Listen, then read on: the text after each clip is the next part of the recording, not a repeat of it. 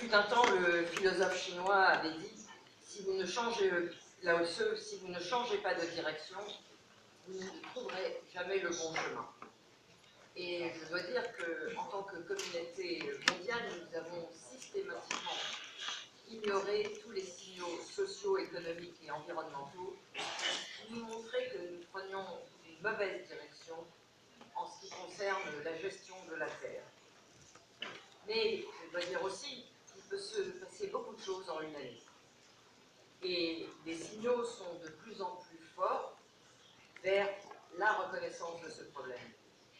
Avec le soutien du FEM, un nombre record de pays ont élaboré leur rapport sur les indicateurs de performance en 2014, puisque nous avons atteint un taux de soumission de plus de 95%.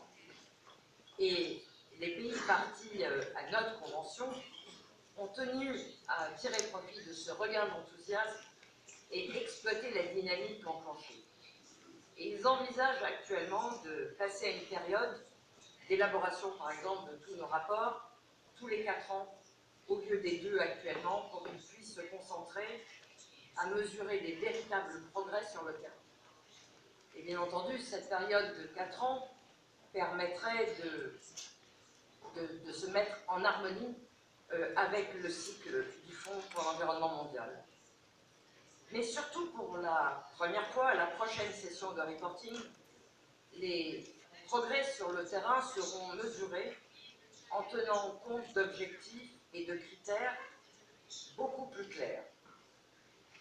En effet, lors de notre dernière conférence des parties, il a été convenu d'accepter un objectif quantifié pour la Convention qui est la neutralité en matière de dégradation des terres.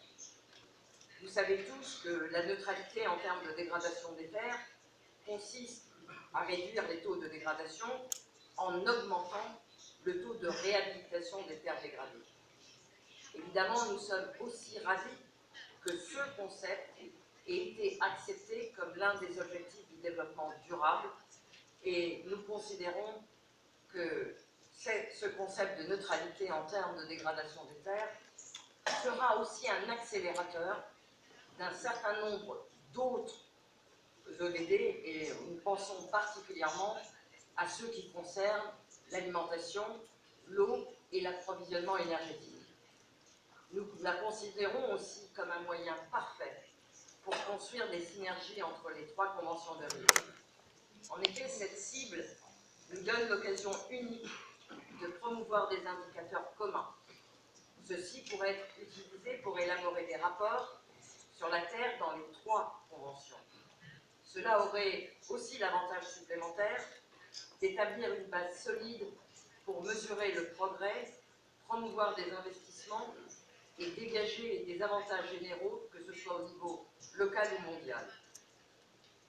Et nous avons convenu avec nos partenaires, et le staff en fait partie, que les 3 indicateurs de progrès que nous pouvions utiliser par les 3 conventions de Rio, et en fait même par l'ensemble de la communauté internationale pour mesurer cette neutralité, devraient être, ces 3 indicateurs, les tendances de l'évolution de l'occupation des sols, les tendances de la productivité des terres et l'évolution des stocks de carbone dans l'air et sous la terre, soit la teneur du sol en carbone organique.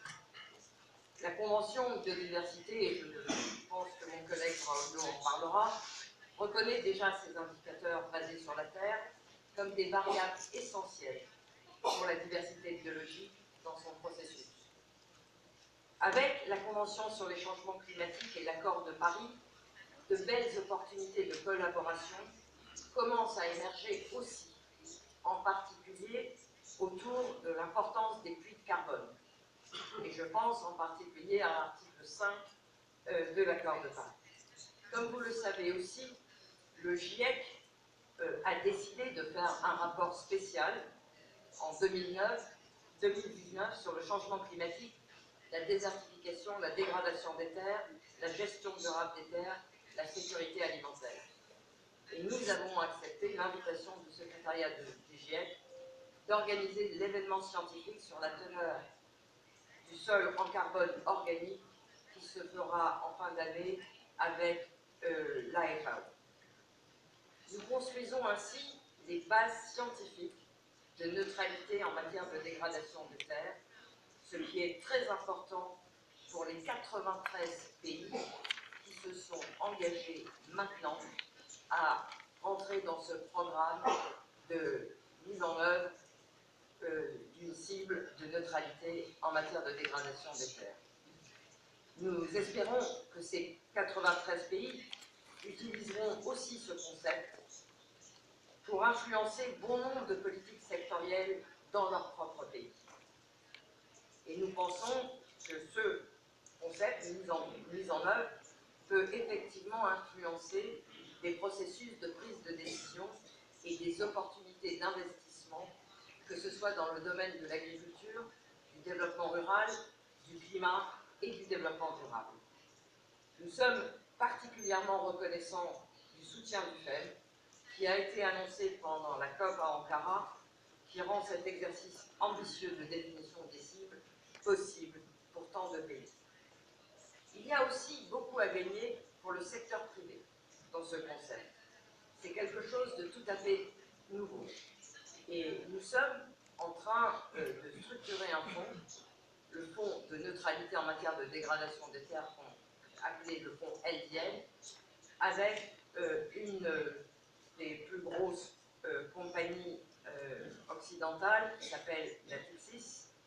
Et ce fonds va être un partenariat public-privé pour les investisseurs institutionnels, les investisseurs d'impact, les institutions financières de développement et les donateurs bilatéraux. La Banque européenne d'investissement et la Caisse des dépôts et consignations française ont déjà exprimé leur volonté de s'engager dans le fonds. Et ce fonds sera structuré au travers d'une plateforme d'investissement, au travers d'une assistance technique pour maintenir le dialogue entre les différents acteurs et au travers d'un fonds spécifique pour les petites exploitations et garantir ainsi l'accès aux opportunités à travers, par exemple, la microfinance. Et nous espérons pouvoir lancer formellement ce fonds à la COP 22 à Marrakech en novembre. Nous serons bien évidemment ravis que le FEM se joigne à nous par son engagement dans le secteur privé. Ainsi, le monde a changé de direction. La Terre et les services fournis par les écosystèmes sont de plus en plus reconnus comme actifs importants dans l'ensemble des pays. En particulier, il y a une nouvelle réalité sur le plan politique quant à la perception de la Terre pour le développement durable et pour l'action en faveur du climat. Nous espérons vraiment collaborer avec le FEM tout en prenant en compte cette nouvelle réalité. Les activités liées à la Terre et à la Convention ont besoin de beaucoup plus de financement. Et puisque vous commencez à vous préparer pour le FEM 7, nous espérons et nous sommes confiants que les activités liées à la Terre parviendront à mobiliser une grande partie des investissements du FEM. Car c'est par des investissements des activités liées à ce secteur que vous agirez pour le bien des 3 conventions de Rio. C'est par ces investissements que vous soutiendrez les communautés les plus pauvres et les plus vulnérables. Il en est de plus en plus pour eux une question de survie. Je me suis adressée la semaine dernière au Conseil de sécurité des Nations Unies pour parler des implications de la dégradation des terres dans les questions de sécurité internationale. J'ai dit alors que la dégradation des terres et la désertification ne laissaient à des centaines de millions de personnes que le choix entre fuir ou se battre.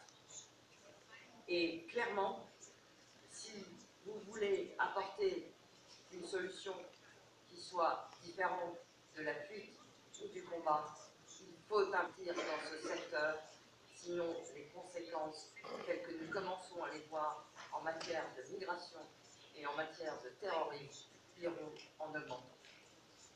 Maintenant que la dynamique de la Terre est enclenchée et que le concept de la neutralité en matière de dégradation des terres prend de l'ampleur, j'espère que nous investirons plus sur la terre ferme, en particulier au travers des grands programmes structurants que Naoko a initiées et pour lesquelles je la remercie. J'espère que nous prendrons ensemble la bonne direction pour arriver à la bonne destination. Merci beaucoup.